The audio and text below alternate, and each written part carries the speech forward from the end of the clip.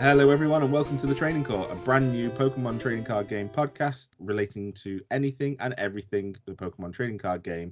This is a brand new podcast coming at you weekly from a set of hardcore dedicated TCG players who love to play the game, and we just want to talk about it even more so.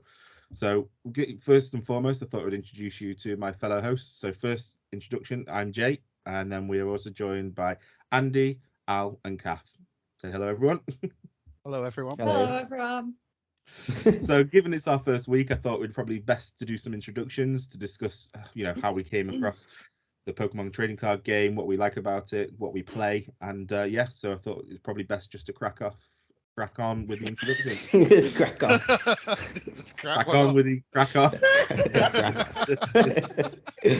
I did so well. It's all staying in. So we'll start alphabetically. We'll have a reset and we'll start alphabetically. We'll call that a mulligan and we'll start with Al. Yeah, I'll draw a card. Thank you. Hello everyone. Yeah, my name is Alex, and I've been a Pokemon fan for, I don't even know how long have we been Pokemon fans, Jake? So I used to go to Jay's house when we were like 12 and trade Pokemon and Pokemon Red and Blue. So it's been a long time, and I'm now 34. So it's maths. But yeah, it's been a while. So I only actually recently got into TCG last summer. In fact, it's probably been about a year and a half that Andy and then Jay was trying to get me into TCG and get me into the Pokemon cards, and I finally caved and asked for some Pokemon products for my birthday, August last year, and got me some Pokemon products, and then I bought my own Pokemon products, and then bought more Pokemon products, and then more Pokemon products, and loads of singles. And now I'm broke. I'm all right. But yeah, so I don't get much chance to play in real life, but I've been playing a lot on online on TCGO and then TCG Live, which we'll talk about, I'm sure. But yeah, I play a bit in real life. My deck at the moment is Lost Box. The Rayquaza build, which is going to be rotated soon anyway. But yeah, that's pretty much me in a nutshell. Cool. Andy? Hello, my name's Andy. Yeah. So on to Kath. Yeah. Yeah. Is that it? You done? Yeah. My experience with Pokemon is I started playing with my brother back when it first came out. We started watching the anime and started on the trading card game from there, trading around our street with other kids on the estate. And then obviously stopped at some point, probably when I started high school. Got back into it would it have been a year and a half ago now? When Celebrations came out, basically. Picked it back up there, and then started actually playing last February, when it was Brilliant Stars. Mm-hmm. And then from there, had a fair few decks. Started with the Single Strike Urshifu League Battle deck, modified it, and then now I'm currently playing Hisuian Sarawak V-Star. Yeah, Cool. that's it. Cool. Kath? My name's Kath, and I am a long-time Pokemon fan, short-time player, thanks to Andy and Jay dragging me along to the local shop that we play in. Got Battle Academy and was, I want to say, forced into playing, but quite enjoy it now. I generally play weird single prize awkward decks, currently Clefairy, but Weezing is probably my favourite. Galarian Weezing. I think that was your first deck, wasn't it? That was my first proper one, yeah, other than, was it Towering Heights? Oh yeah, that Groudon. The Cosmic Eclipse. Groudon. The theme decks, that was the first one. And yeah, that's about it. Cool. Yeah, there seems to be a common theme that we all kind of get each other into the game, and I think it's all really started with me, really kind of been persuading Andy, and then Kath, and then Alex, and then yeah, I'm sure we'll get more along the way. Yeah. So as I alluded to at the beginning, my name's Jay. I played Pokemon Blue on release. And then used to collect the cards and play the TCG. So you're talking probably 1998, 1999. I remember going to Alex's house on Saturdays and Sundays, and then running around to the news agents and getting base sets and fossil packs for £1.99. Yeah. So or they're worth a lot more now. Yeah, I was gonna say they're a bit more now. I wish we'd go back in time. But yeah, I think it was probably about the same time when we went to high school. It kind of wasn't as cool as it should have been, and I think we all kind of just moved off it really. And then it was just during lockdown 2020. We were in Tesco and went to go and get my eldest son a toy, and I saw a pack of Pokemon cards there, and I was like, God, I've not had a pack of Pokemon cards for like 20 odd years. So I went and bought one, and I pulled a full art trainer on my first ever pack. So I pulled a Karina's Focus full art from Chilling Reign, and I was like, I'm hooked straight away. And then obviously Celebrations came out very shortly after that, and I just went and mad with the nostalgia. I've got every product. I've bought every single product of Celebrations, and I've got the complete master set as well. And I went a bit crazy. And then I tried to do the same for Fusion Strike, then tried to do the same for Brilliant Stars, and it just got mental how expensive it became. And at that point, I just kind of was like, I want to stop collecting, I want to start playing again. So myself and Andy went to our local game shop, Geek Retreat Berry, and we did the pre-release, and then I think from there on we were just hooked, and then stopped collecting now. Although I did master Brilliant Stars recently, so that's one tick. Thank you. But yeah, then we've just been playing. Not Fusion Strike though, is it? Not Fusion Strike. I've dismantled mine now. 3 of the biggest cards still to collect: the Gengar VMAX Alt Art, the Espeon VMAX Alt Art, and the Mew VMAX Alt Art. The rest of them are just I've pretty much got, but you're talking what, £400 just in those 3 cards? So I can't. Yeah, I can't justify it yet. But if anyone out there wants to give me one, I will give me one of those cards, and I'll gladly accept. But yeah, moving on to deck wise, I started off with a Battle League deck, the Inteleon VMAX, which I did play against Kath the first time with her Towering Heights Kyogre, and it was a bit overpowered, the VMAX versus just basics. And then I moved on to Rapid Strike Urshifu, and then I've been playing Palkia was my main deck really for the past 6 months. I moved from Palkia and then moved straight into Lugia, because Lugia is one of my favorite Pokemon.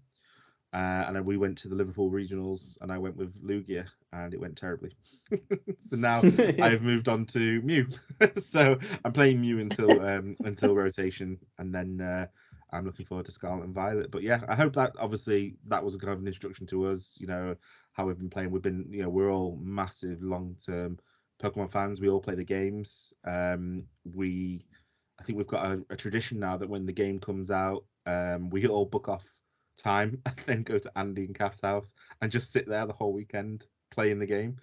And Alex has actually moved over to Italy, so he actually flies over from Italy back to the UK to join in. The weird thing is, we see him more now. He lives in Italy than he did when he was in London. That says a lot about the UK transport network, really. Yeah, that says a lot.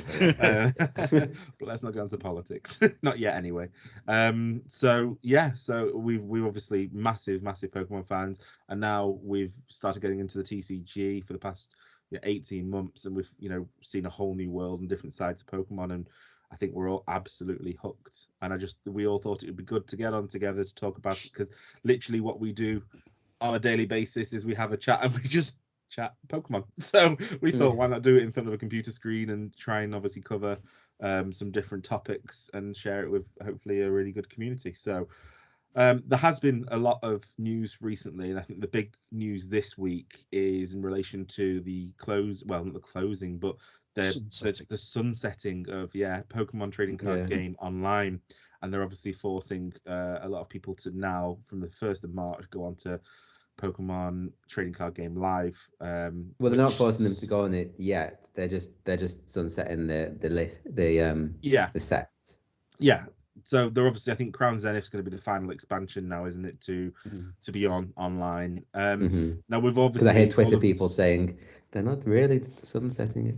Yeah, well, there's been a lot of uproar, isn't there? There's been so much uproar. If you look at, obviously, we follow a lot of Pokemon TCG players such as Andrew Mahone, Tricky Jim, and Azul GG. A lot of them are just saying, RIP TCG online. It's not actually going anywhere, but it's obviously you're not going to be able to keep up with the meta. So obviously we've all played a lot of online. And I think Alex has probably played, and maybe Kath as well. You've played a lot of live. I've not played as much as online, but I mean, what's your opinions really? Go to Kath first. I think the accessibility of having it on mobile is a definite plus point. Yeah. I play a lot more now. It's just in my hand, and it's just there. Rather than having to get the laptop out, getting the computer out, plugging it in because the battery gets rinsed, and then chained to the wall with your laptop. But there's definitely some points lost for the bugs and issues that have somehow managed to get past devs and testers.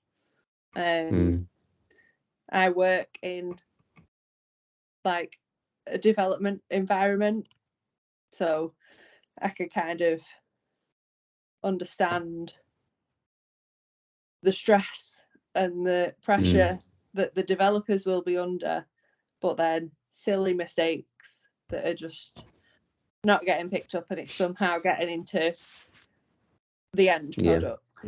Every time I log on to live, I just see a new pop-up saying this card is disabled. This card is disabled. It's always just doing Zoroark for some reason. Have you noticed? It's only recently they've actually put on global beta. Really? No, they've had it. They've had it. I'm sure they've had it. No, I'm sure it's only been recently. Yeah, I mean, probably because it's plastered all over the front. When you go in to collect your, because it wasn't. It's always been in beta, but it's only just very recently gone to global beta. Well, like when was it? When was it? October, November? Yeah, but November. They've never advertised that properly. No, but they've obviously had not that it was a global beta, but they said it was beta. Yeah, they've had this end of life plan in place for some time now. Yeah. But that's not something that they've just woke up and thought, oh yeah, we'll put that out today. And just going to your point about the devs, like it must be hard for the devs to develop and bug test for 2 different apps at the exact same time, and think like of all the variables of all the different cards of how they can affect different cards. It's 2 different studios though. Is it 2 different studios? Yeah, Direwolf Studios do PTCGO, and Pokemon Company do PTCGO.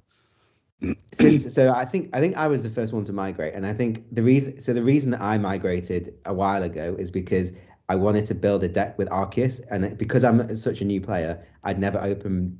Was it Brilliant Stars with Arceus? I think so. Was it? Yeah. I'd never opened Brilliant Stars. I only got into TCG really Lost Origin. I came in at the tail end of Astral Radiance, so I hadn't opened any packs really of like previous ones.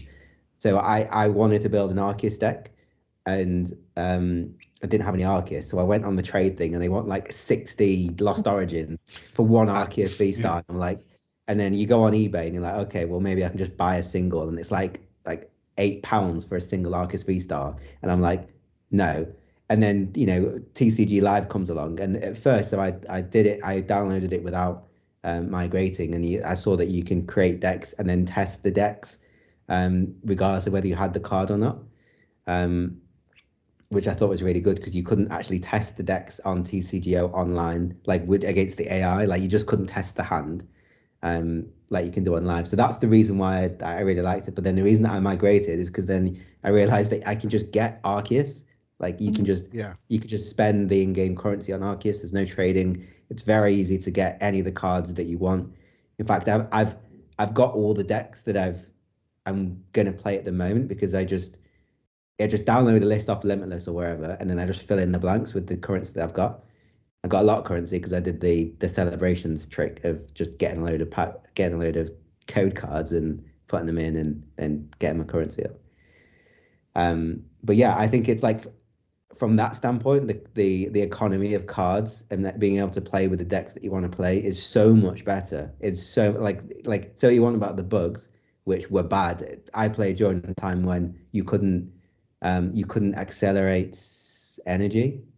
Yeah. Or you could accelerate energy, but there was a chance that it would crash, and then it would just accelerate it all to the active Pokemon, and you have a random Comfey with like 6 different energies on. I'm like, I don't need this. Yeah, Clefairy wasn't fun. Yeah, when, yeah.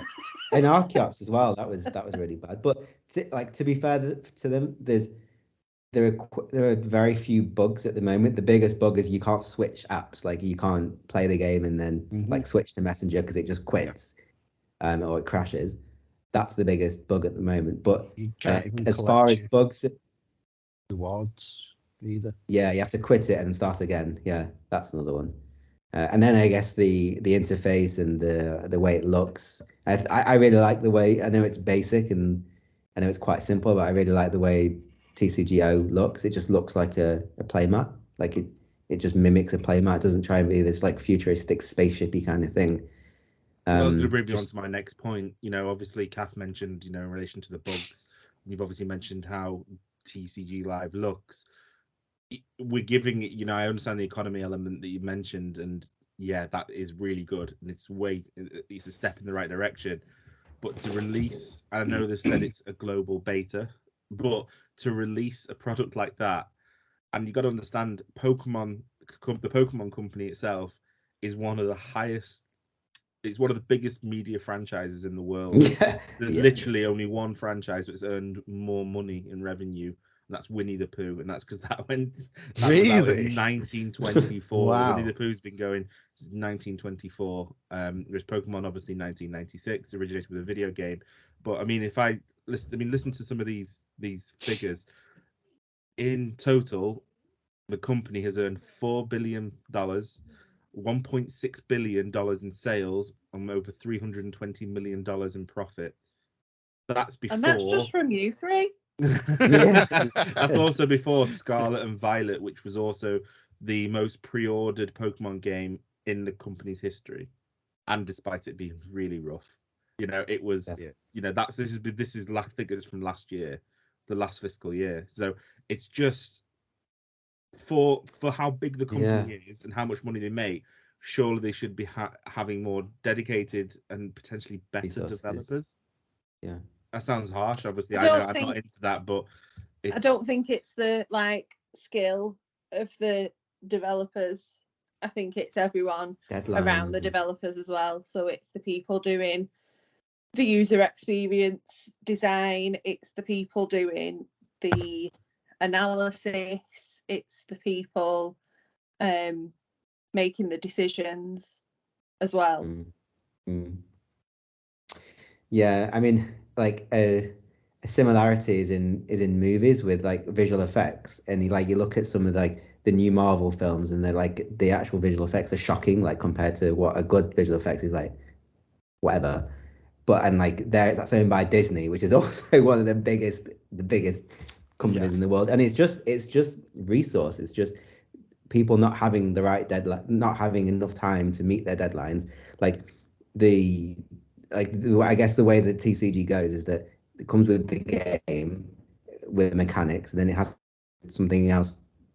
Then it goes to the anime, then it goes to the TCG. I don't know, like the flow chart of like how it gets to the TCG, but they must get it unless they tell them like in advance. But I don't know, like I guess it has to come out in the game first for them to. Well, that was going to probably bring me on to my. And have to print the cards first, and then because obviously we've all played Scarlet and Violet. We've played a lot of Scarlet and Violet. it's, in my opinion, one of the best Pokemon games I've played. But you can't excuse how rough it looks. You can't excuse the bugs. You can't, we all do raids. We all jump in the raids, and it's rough. It's a really rough horrible time, and it's and it doesn't look great. It doesn't, it's a fun game to play, but it doesn't look great. And everyone's saying that the devs needed more time on that, but Pokemon themselves are on such a strict schedule because you've got the 3-year cycle almost, whereby they release it in November. And then you can guarantee that the next one's going to be out in November 3 years' time. And then they've obviously got the TCG to link in with that. They've got the anime to link in with that. Do Pokemon potentially need to break that mold and just take a bit longer and take more care? What do you guys think? I don't think they need to take more time or break the mold. I just think it's I guess the higher ups, the shareholders, and all the people who want this $4 billion every fiscal year or whatever it is. I guess the developers and people like under them have got to answer to them ultimately. So I just think. They need to be. A lot of people we're never going to know what exactly is going to be. They probably have pressure to be putting out new content at a rapid rate at like 4 times a year to have some like a new set. And I don't know how the anime is structured in like when it releases and then like how long does it run for? Is it a year? I don't know. But like the games now, because they're releasing a game and then they're releasing a kind of a spin-off with like Arceus Legends, whereas before that's the first time they've done that though. But Arceus Legends was another thing. I mean, that was a big game that broke the mold, and that was everyone that was received incredibly well. Again, people said about the polish and how rough it looked. A lot of people said about the hardware, but my argument is look at Breath of the Wild, and that's 5 years. Arceus Legends looks miles better than Scarlet and Violet though. Like if you've seen like comparison, I watched a comparison on YouTube, and Arceus Legends looks a lot better than Scarlet and Violet, like a lot. But apparently Scarlet and Violet was done before that. I think Scarlet and Violet, the development process would have started before Legends Arceus, because they'll start I don't know how the developers work it, but I guess they would start the next cycle after they finished one cycle. Right?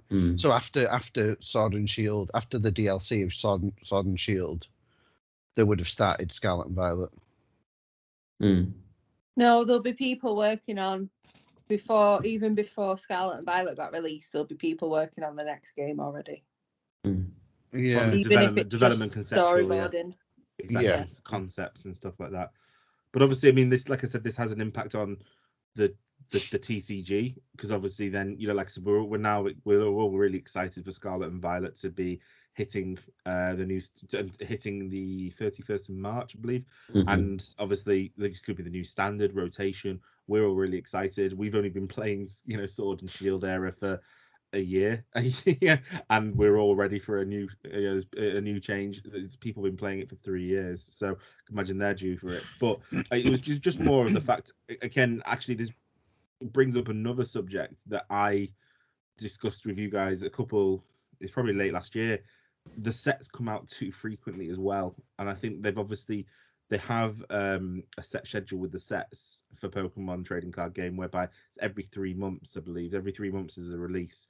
And then obviously they interject that with the holiday releases. So last year we had Pokemon Go. We've obviously got Crown Zenith. I think Crown Zenith has pushed it back. The normal schedule's pushed it back a little bit, delayed a bit. Should be February, May, September, November, I think. That's right, yes. Whereas it's pushed it back now. Again, what's your thoughts on are they releasing too many sets? Because the sets are getting bigger as well. Back in the day, we had tops 90 cards. Now Fusion Strike was ridiculous. If you wanted to master it with the reverse hollows, it was 500 cards. Is it getting too much as well? Yeah, I think judging by the current meta and how like ridiculous it is with just basically Lugia. Even actually just going off topic, at Liverpool regionals, I didn't face one Lugia. I didn't face one Lugia. I did. But like you did. I did. You all did, but I didn't. But like the current meta, like it needs a refresh. Like it needs a refresh. And for me, it can't come soon enough. Like Silver Tempest feels like it's been like forever. Even like Yeah. And it came like so soon after Lost Origin as well. It's Like, only I been think- it's only been coming up to 3 months. Silver Tempest has been out. It's not even 3 months yet, but it's coming up to it. I think it'll be next week or the week after. It'll be three months. So 3, and then obviously it's not legal for the first 2 weeks. So you're talking, we've only had Lugia for 2 months, and everyone's sick to death of Lugia. Yeah. Including me, because I've been playing it solidly for 2 months as well. And that's my favorite Pokemon. But yeah, I mean, we're going to EXs. Obviously, we're not saying goodbye to Vs and V stars fully because we've still got the rotation. Still keeps anything from, is it Chilling Rain or is it Battle Styles? Sorry, it's Battle Styles. Anything up Battle Styles onwards, I believe is the regulation, so that we retain that. So, but I'm looking forward to a refresh. Not looking forward to to fully being on live. It's the migration hit me hard. I lost a lot of resources going over to going from online. I know I gained a lot, but then my decks didn't transfer over, and there was no warning prior to that. And you would have thought that would have been a big thing. I'm seeing That's people not putting too out bad though, guides. because you can just import lists and you've got your decks back, haven't you? I can't log on to online anymore because it says it's being used. No, but you can import it from Limitless and import lists. Yeah, but it's probably more for people who have their own lists and obviously not just following the meta or this and that. People who have the obscure decks they like to play. You can, but there's no warning on that. And that's there was a warning. I mean, there probably there? is if you read the small print. Yeah. There probably. Who reads the small print?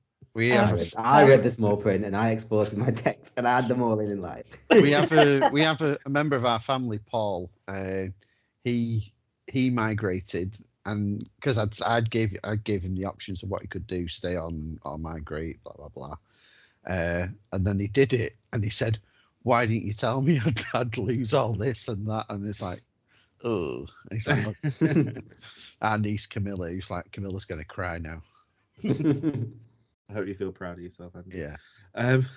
So I did feel bad, but not too I bad. think they enticed a lot of people by giving Lugia away for free. I know it's like old news, but they gave Lugia away for free, and then I think a lot of people were like, "All right, yeah, I'll try that." All over the ladder. I mean, I've got Mew now. I've been doing the dailies, and now I've got a Mew deck.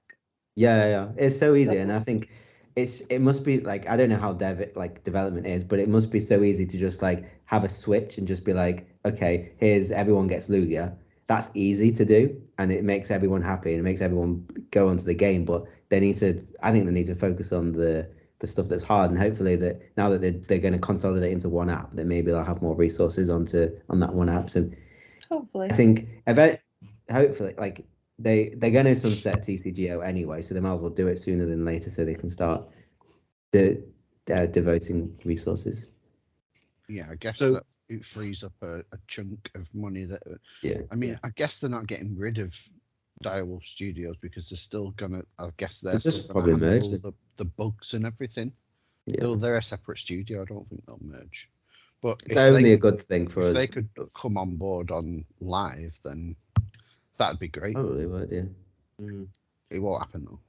So one of the downsides of live that I've noticed about my own playing is I used to love getting code cards and just scanning them in with a webcam, letting them go, and then getting opening packs, etc. That was my high. Sometimes when I couldn't go out and get some packs myself.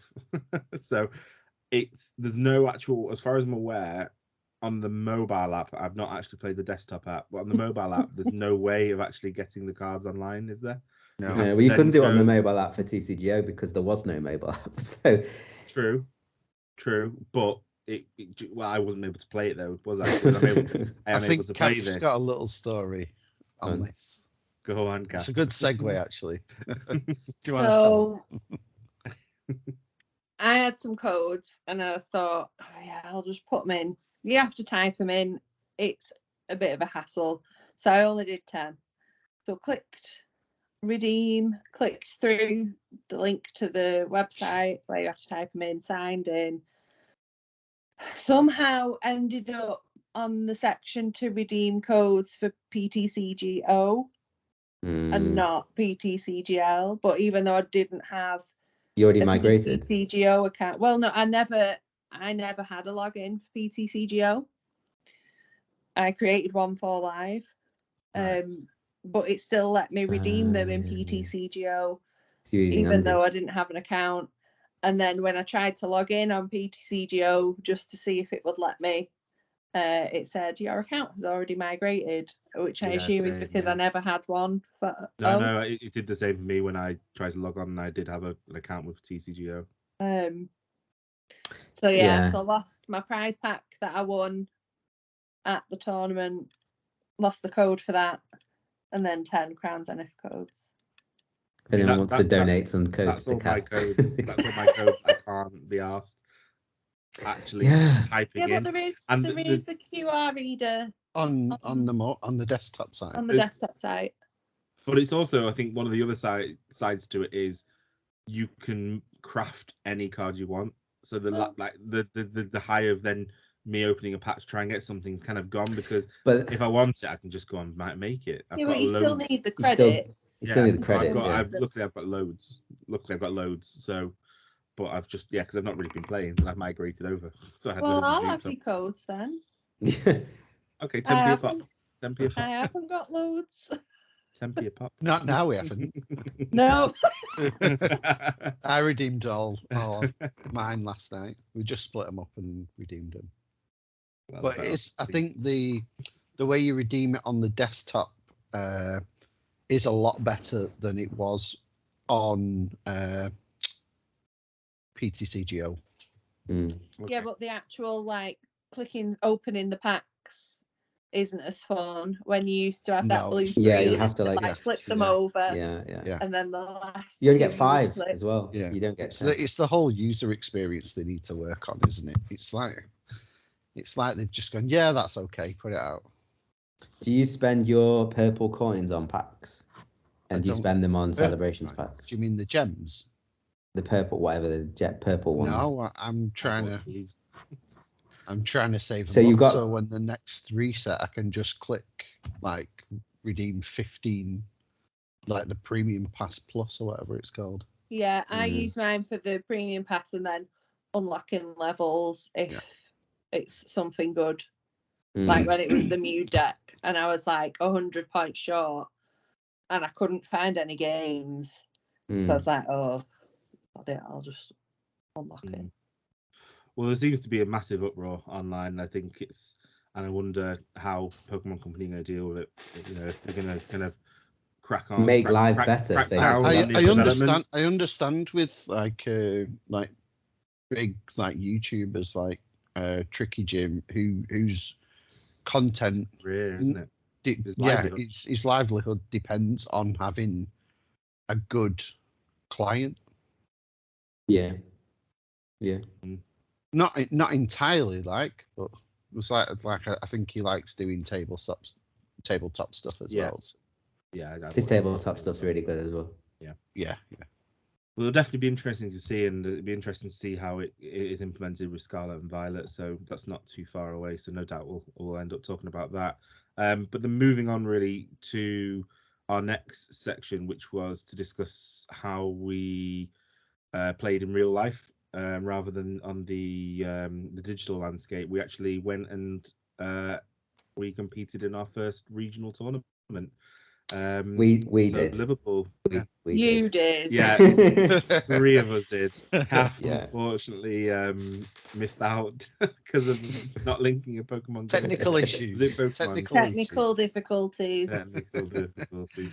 But you were there. You did come down. You did come down on the Saturday and supported us, even though we were all miserable and it was not a fun experience. I wasn't. I was. You were. You were the one that was miserable. I wasn't good. I wasn't tilting at all. Spoiler. If you watch the stream between rounds 3 and 4, I think it was, you'll see me waving to the to the camera when it pans Right. around the audience. I was watching Azul video when he was reviewing some of the matches, and I did see my name flash up on the bottom. Yeah, That was same. quite- Oh, yeah. I was like, oh, that was a nice little moment. But yeah, so obviously it was we in terms of actually playing, we're relatively new. You know, Alex has been playing for 6 months, and I think myself and Andy have been playing for a year. So going to a tournament, over 750 people entered. It was an experience. It was really interesting. I think overall we all had a really good time. But yeah, I thought maybe we'd just kind of start talking about our experiences on the day, what decks we played, who we came against, did we come against any, you know, anyone big that we know of, etc., etc. So again, we'll just start with Alex. Do we want to also talk about how we came about our deck choices? Because I know we that was a big thing for at least me and Dicko. You were dead set on Lugia. Yeah, before Silver Tempest. Spoiler warning: the moment I knew Lugia is my favorite Pokemon of all time. The moment that they announced Silver Tempest and it was a Lugia deck, I was like, I'm playing that at Liverpool. Actually, regardless if it's good or not. Luckily, it was the meta. But so it didn't matter. But yeah, I think there was a lot more from your side of to and throwing on decks. So yeah, let us know how you kind of settled on your deck and what you played and how it went. Yeah, well, I settled on Lost Box Rayquaza. I think I started with Lost Box, Lost Box Giratina, because that's the deck that I kind of started on. Technically, I started with the Ice Rider Calyrex that Dicko got me for my birthday, but I moved on to the Lost Box Giratina, which is the actual deck, the first deck that I built myself. So I was going to play that. And actually, no, first I was going to play the Kyogre. So Lost Box was my first. Yeah, it was my first deck that I was going to play the Kyogre version. But I was very new to the game, and I just couldn't I couldn't get pull Kyogre off. I couldn't pull it off, and I just couldn't get it to work. And I could like the odd game on live, and I'd get like a 6 prize knockout with Kyogre or a 4 prize knockout with Kyogre, and I'm like, wow, this is amazing. And then we did it in real life, and I just couldn't get it off, and we're like, you were like you can't, why are you playing Kyogre? You should probably just play something else like Giratina that you used to. So I tried Giratina, and I actually did all right in our local tournament. But I think I saw someone playing Rayquaza, and I tried that online, and I built it, and I clicked with it. I found it easier to play than Kyogre. Because in fact, let me see if I can get my list up. Didn't you want to play Mewtwo v Union as well? Yes, actually, yeah. And I played Regidrago as well. No, I didn't want to play Regidrago. There was Regidrago at one time. I would have liked to have played Regidrago because I like Regidrago V. But you know, I like Regidrago, but I think it's just missing a few cards. And I don't think it's. Yeah, it's a few. I think it's a set or away from being good. But obviously, there's no dragon Pokemon in Scarlet and Violet base. Yeah, I actually didn't realize that this was a thing until very recently. Yeah. Because apparently there wasn't in base sets. Sword and Shield. Sword and Shield, yeah. Yeah, there wasn't any dragon Pokemon in that. So I'm a bit disappointed with Scarlet and Violet. I was hoping something to make Regidrago good, but it doesn't seem to be. But there's other things that are good, and I guess we'll talk about those.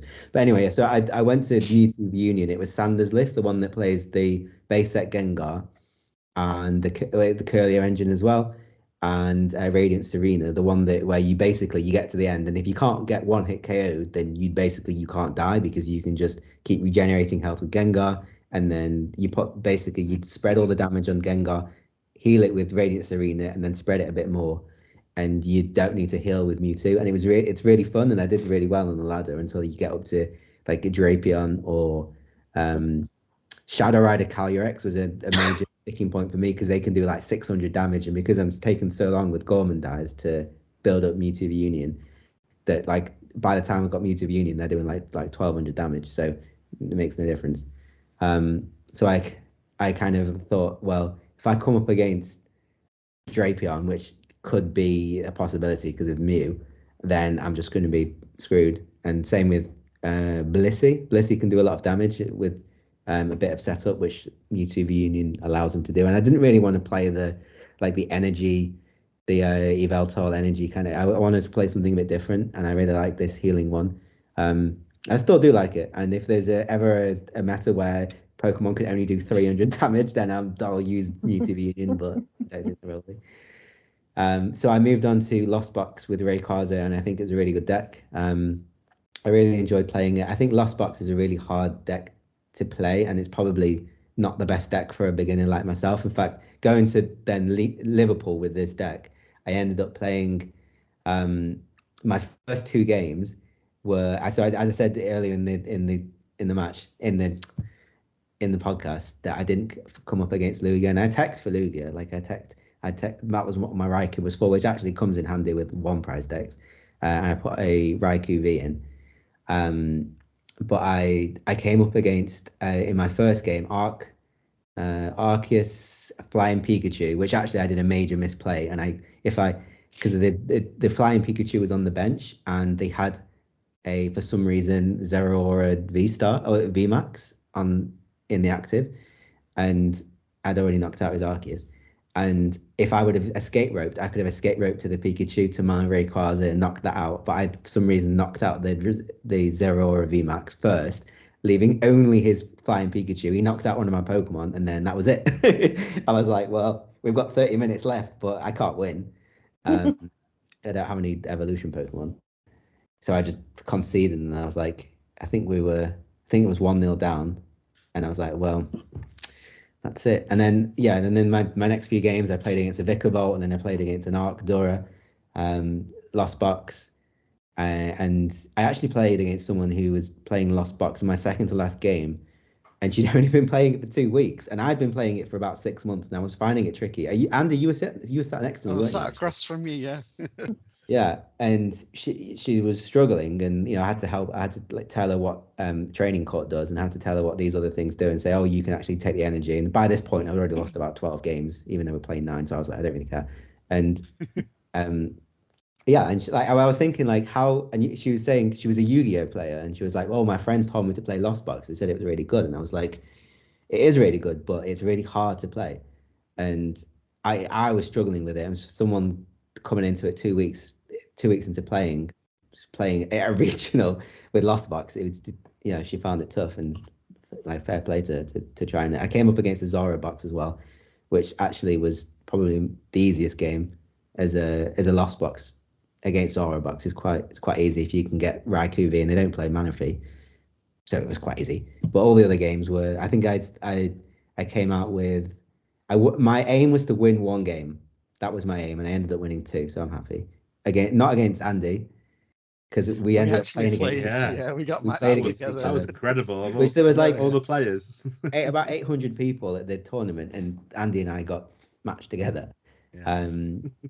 I thought you were joking when you said, "Oh, it's me and you." I was like, "Yeah, right." Said, yeah. And then when you said it, my pairing loaded. I was like, "Oh yeah." So that's a good segue then. So Andy, how was your journey to your deck and then journey to Liverpool? So I was super undecided as to what I was going to play. Just a little bit. I did not know. And then I decided, I'll play with what I know, which at the time was Zoroark V-Star. Mm-hmm.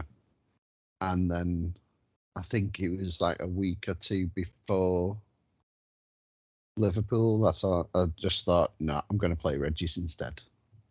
So then I played Regis. But the whole first regionals experience, I thought I'd be really nervous that day, and I wasn't. Right. I thought because in situations like that, I'd get nervous. Even just speaking on this podcast, I still get nervous, even though it's just us at the minute. Kath won't buy it. She does. Yeah, I thought I'd be nervous, but I wasn't. I was actually pretty chilled out on the day, and I'm prone to tilting big time, as you know. I know I wasn't. I was super chilled out. My first matchup was it was a flying Pikachu lost box, and I thought, oh god, here we go. But I managed to tie. I think I won the first one. They won they scooped the first one, and then they won the second one, and then it was time, so we tied. Then I come across 4 Lugias, pretty much on the bounce. Al, a Vicavolt, and another lost box. And what was your record in the end? So my aim was I'll win 1 game, and I ended up winning. I tied 2, 1-2. Did it? Tied 2. Yeah, tied 2, 1-2. And lost the rest. And how did you feel that the Reggies were overall? Was your choice vindicated in the end, or?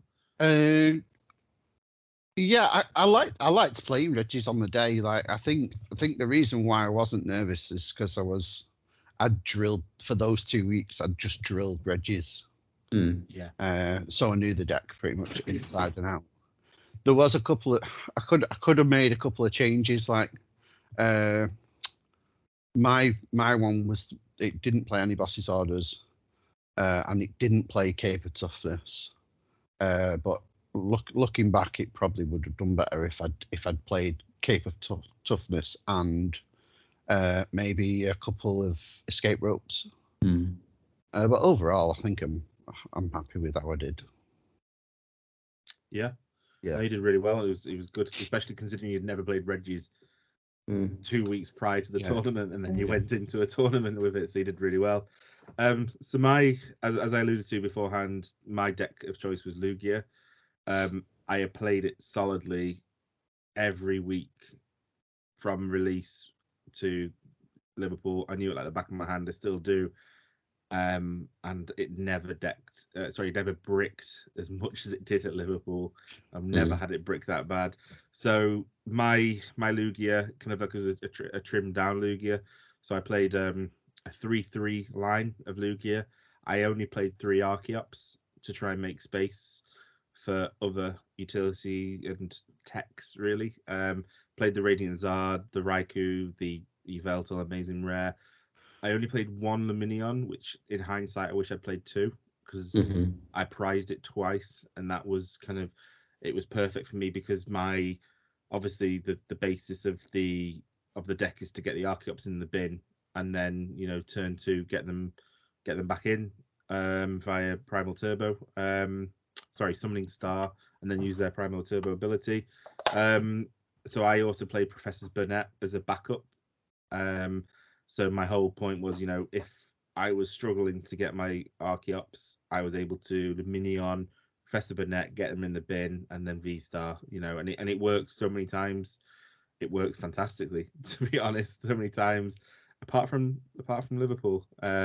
So I played Mew the first game, and I won the first game. So and Andy and Alex's objective was to win 1 game. They both won 2. And my objective was day 2, because if you don't have those lofty ambitions, you've got to have something to fight for and go for. I was very short in the end. So I won the first game, and it went downhill massively from there. My second game was against a professional player called Paul Stringer, who he finished 59th overall with Lost Box, Rayquaza Lost Box, and then looking at his previous kind of tournament finishes, in May 19 he came 13th in the regional in Bristol. In December 18 he came 34th in the regional in Harrogate. Came 13th the year before that in Sheffield. In Liverpool 17, 23rd. So a professional player who's been around. I felt massively out of depth, but he's a top bloke, and really good game. He won the first game, I won the second game, and it came to the third game, and I chose to go first, and like I said, mentioned about bricking, and I bricked, and I got amazing rare Eventual out as my basic. My first go, I didn't pull any support, only supporters, so no quick balls, no ultra balls, only supporters. He was then able to he had 2 Comfies and a Cramorant. He was able to take the knockout in the first go. It didn't feel like it felt rough. But I felt confident coming. I was like, if I can hold my own against him, and if it would have been easier if it didn't brick. So then I went into the third game, and my third game was against another professional player, called Owen Cameraman, who he finished. I mean, his list of achievements is phenomenal. So in the regional in Lille last year, he came 4th. In Bilbao last year, he came 4th. In the World Championship last year in London, he came 27th. And he's a very experienced player. I think on points, I think he's the 13th top player in the world at the moment for points gained. So I was very out of my depth again, but it was a Lugia matchup. Don't make excuses. he won the first game, and this story haunts me to this day, and this is why I tilted for the rest of the day. We were going backwards and forwards, taking prize. It was prize exchange, and then we both bricked pretty much at the start, and we both got it back on track. He had his amazing rare Yveltal out with 1 prize card remaining. I had an Archeops out with 1 prize card remaining, and it was my turn. I only had 1 Archeops left. So all I had to do was take the knockout, and I won that game. I had 3 energies in hand. So all I needed to do was attach an energy for turn and somehow get my 2 energies back into the deck so I could then primal turbo. So I thought, I can do this. So I quick balled away something, and I put Luminion down, and I got a Marnie, and I played Marnie straight away, and I forgot to attach for turn. So when I primal turboed, I was only able to get 2 energy, and I didn't have any energy from the Marnie as well, because I put them at the bottom of my deck. So I gave him the game. Otherwise, it would have been a tie. And after that, I tilted. I then came against another Mew deck, an Arc Dura, and I wasn't in the right headspace. I was in such a bad place, so I just didn't. I lost them. Then I came against a Glaceon, a Alolan Vulpix deck, which was quite interesting because it's one of those decks where I don't know if you guys have played against it, where if your Pokemon's got abilities, it can't attack the Vulpix, and then the Glaceon's V-Star abilities just negates all damage to it. So managed to get a tie, managed to get a couple more wins, did some Lugia matchups, and yeah, I ended up, I think, the same record as you, Andy. I think I went two wins, two draws, 5 losses. But it was a rough middle of the day. But after I kind of the next day when we went, and I realized it was a learning experience, and it was also fun. I really enjoyed it. I love being in that competitive atmosphere and place. I was the same as you, Andy. I thought I'd be really nervous. I wasn't. Yeah. I didn't realize until after that I was playing these professionals. And I spoke to him. I said, "Oh, so how long have you been playing?" "Oh, just the 15 years." And "Oh, do you go to many?" He was like, "Yeah, I go to all the regionals in Europe." I'm like, "Well, this is my first, and I've been playing for 12 months." But yeah, overall, it was a really, really good experience. Everyone was really nice as well. Like everyone was really sound. I thought the staff were great as well. We did some of the side events the day after, didn't we? That was really fun. The side event. Yeah, really enjoyed the side events. We bought some Crown Zenith ETBs to open up. Some of our friends, Kath came up obviously on the Saturday. Some of our friends from our local shop came up as well. And yeah, overall it was really good actually. We also went with a couple of friends, didn't we? We had Chris and Sean who also competed. They did a lot better than us. I think one was running a Turtus deck and one was running Lost Box, but not the Raikou that Alex you were playing. I think he was playing double Rayquaza, I think. Yeah, he was. And they did quite well. But yeah, overall, really, really good experience. Definitely want to go to more. I think we're talking about definitely in Liverpool next year. I think we might include CAF this time. Just make sure you. Now I've set up my Arcanine account. Exactly, yeah. But yeah, I think it was really, really good, and I think it's given us more of a thirst for wanting to play more competitive. which is, I think we're looking at new tournaments because we're all from the northwest of England. Mhm. So we're looking for tournaments around, Manchester area, and I think we're going to one next Monday, aren't we? A new Pokemon League to try and play new people and play more decks, really. So yeah, overall fantastic. The winner obviously was a Mew deck, which no one expected. I think everyone thought it was. I thought it was going to be a Lugia deck. Yeah, so did I. Yeah, it was obviously the final was Lugia, Hisuian Gudra. So that was quite an interesting matchup, and I think there was only one Lugia in the top 8. I want to say that maybe 2, maybe 1 or 2, but yeah, I think obviously apart from Tord winning, I don't think there's been one that's won by Lugia yet, have there? I think apart from Tords, I think Tords is the only one that's won. Is that true? Yeah, just one Lugia. Right. Oh, I think so. Yeah. So yeah, that was it was really good, really interesting, and yeah, I think we did a lot of playing. I think we burnt out by the end, but it was a couple of days later. I was like, right, I'm ready to play again straight away. So yeah, definitely. I think, like I said, I played last night, so I played Mew last night, and I'm really enjoying the DTE Mew. But then I think kind of moving on to our final segment, really, before we close off, we were back and forth about naming this podcast, and one of the original names we decided to turn to a segment. So who wants to introduce this segment and explain the reasoning behind it? I think Cass should, since she loves saying it. Yeah. You might have to replace a word. I mean, it's called RTFC, which in real life I would say it properly, but read the flipping card.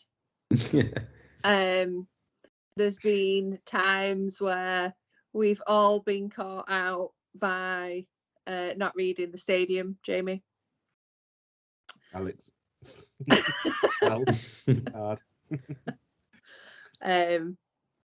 So yeah, we thought we'd do a little section, just doing a little dive into a particular card that might be confusing or just something that is quite different to other stuff in the game, and just have a little discussion about the exact wording and the implications of it.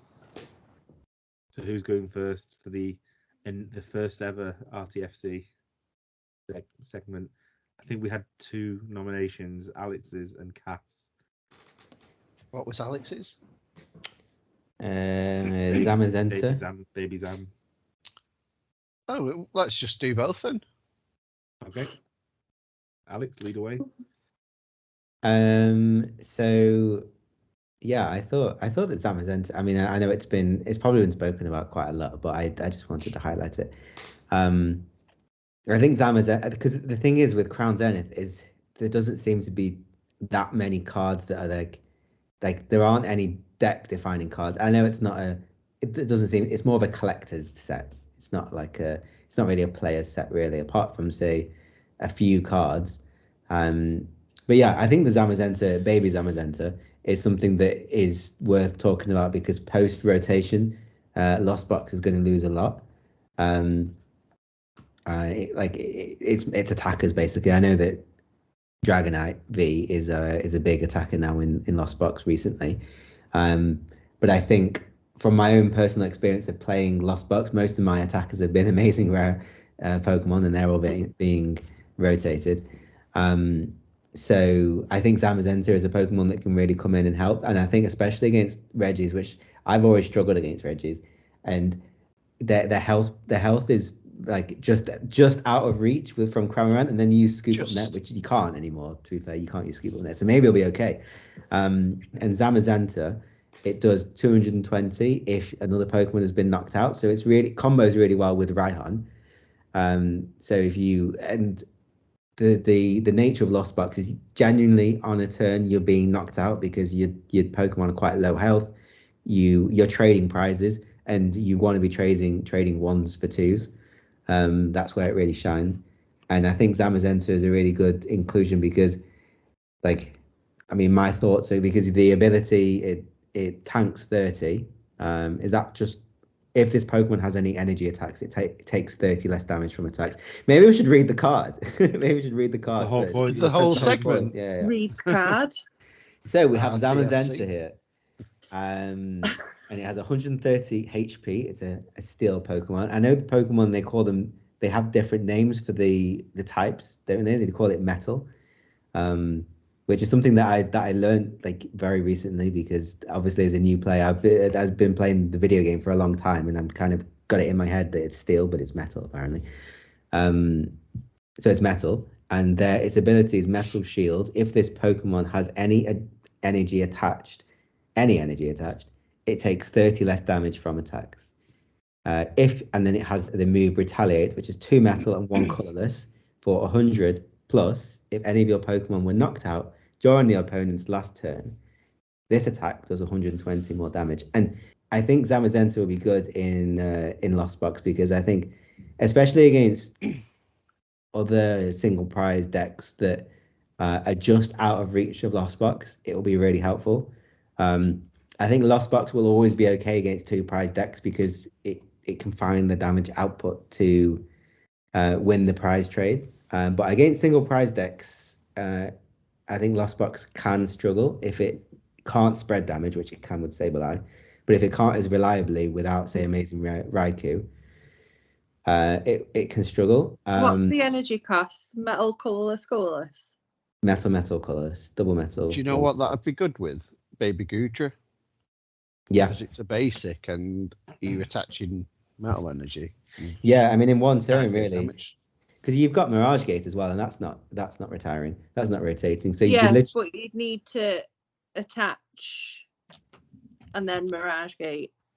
No, well, you can just Raihan, and then you still need to get a third one. As long as you attach in one turn before, you can actually power it up without Mirage Gating anyway, as long as you use Raihan, Raihan combos really well with this card as well, because they both have the same effect of needing the active Pokemon to be knocked out. Which I've since found out does not activate from Galarian Weezing, which is really annoying. Which is I hate Galarian Weezing. Anyway, I think you're going to talk about that.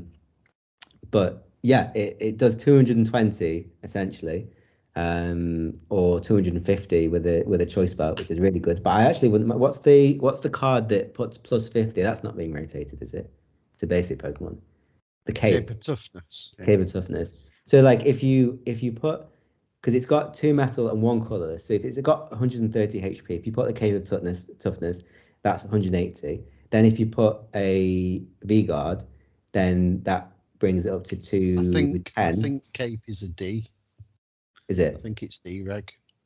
Because Metal Source is also, I was looking at Metal Source, because Metal Source is going Sword as well. and Shield as well, yeah. Cave of Toughness is a D. What's the other one? Big Charm. Big Charm. Big Charm's just 30. Okay. Somehow that ended up about a Lost Box section again. Yeah. So, Kath, do you want to talk about your card? So my card was Fusion Strike Energy.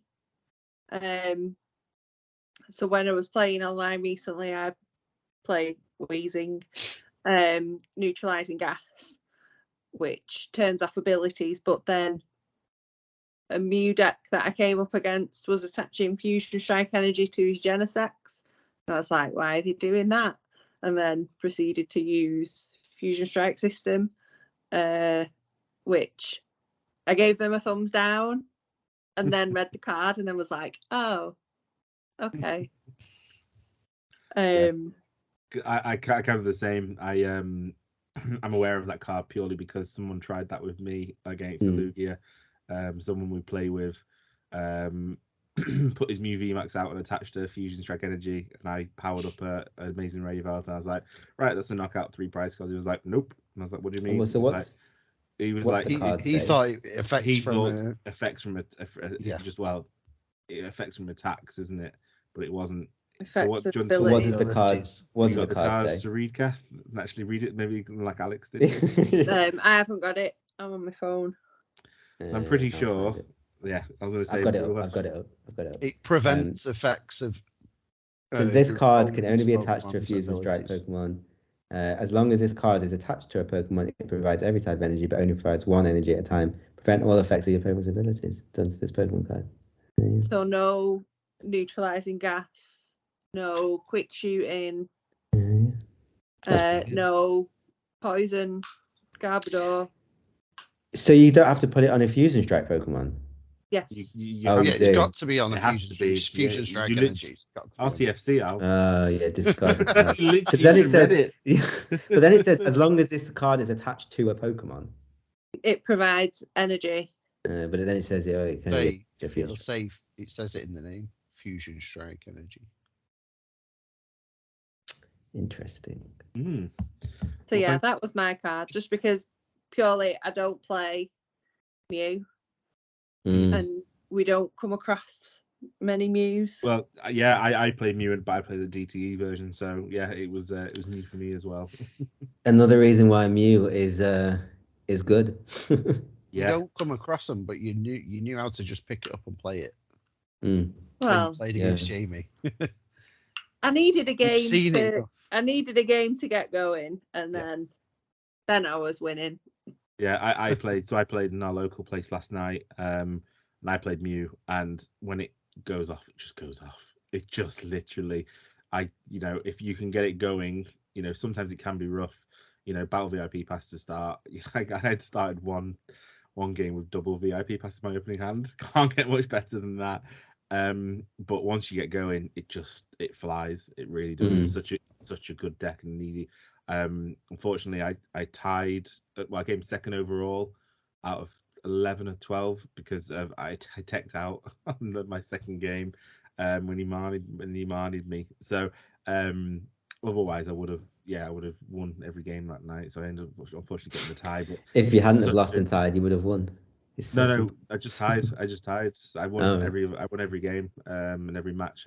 I lost that one because I decked out, which ended up in a tie, so there wasn't enough time. But yeah, it's such a good deck, and it's not losing much post rotation. I don't think it loses much at all, really, post rotation. So I can still see it being really, really popular. Obviously, the inclusion of Drapion is everywhere because of how popular it is now. I think the League deck also helped the popularity, which is how I got it as well, to be fair, because back in the day with Fusion Strike, I mean, just a Mew VMAX on its own was 25 to 30 quid. You need three of them, that's 90 quid, and that's before you even get the Genesis X, the Oricarios, and the Mew Vs, etc. It was a very expensive deck, so luckily the League deck curbed costs. But no, it was thank you both for the cards. I think Andy, it'll be your turn next week to RTFC. Yeah. I actually have read the one- card, Jamie. You always read the card. That's true. Yeah. I actually Well, have anyone- one more thing that I learned very, very recently about another energy card that actually, now that Kath said that, it just jogged my memory. The impact, and I don't think it should be correct. I think we should change it because the wording is very strange. So maybe you can help. But it's to do with impact energy, which is a single strike energy, and Pokemon that either use that energy, like cards that use that energy that aren't Pokemon.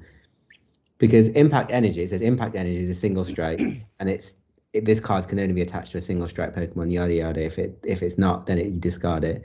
It provides every energy, only one at a time. Pokemon can't be poisoned, and it recovers. So that's basically it. So it's basically like aurora energy.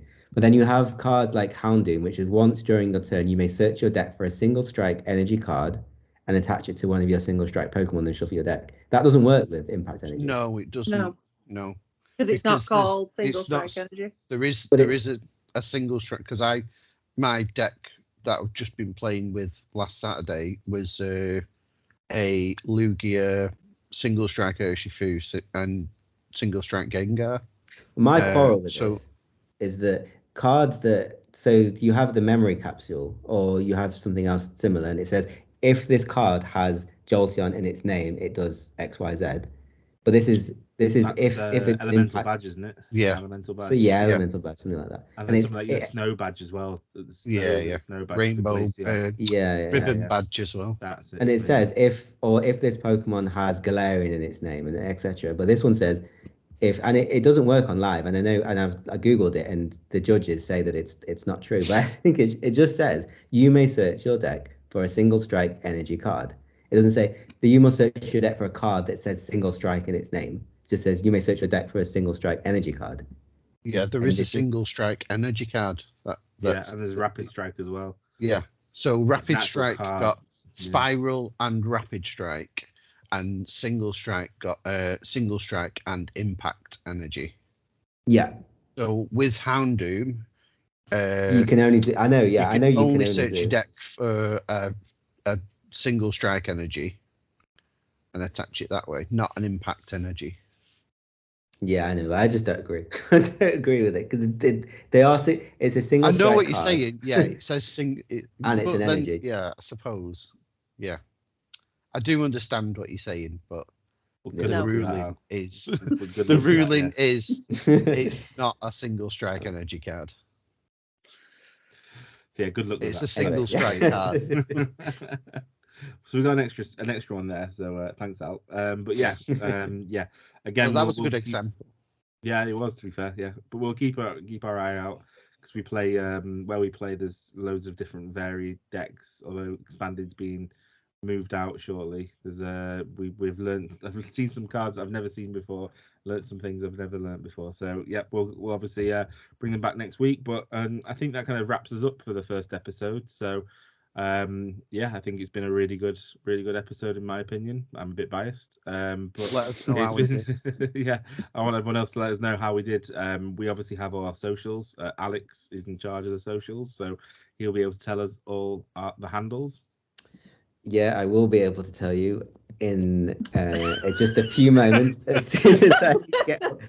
Because the thing is, we created Twitter accounts and realized that you can only do 15 characters, so it didn't let me have the training court. It didn't let me have training court TCG. So Twitter is just at training court. Okay, and I assume our YouTube handle will be the same. The YouTube handle is, because I think training court was taken. Our YouTube handle is training court TCG. Okay, brilliant. We are also going to start a Twitch channel as well. To sort of, I know some of us stream. Well, some of us are looking at streaming some live games where we're just obviously trying different decks out, trying different things, and yeah. Okay, guys. Well, yeah, I think that wraps it up for the first episode.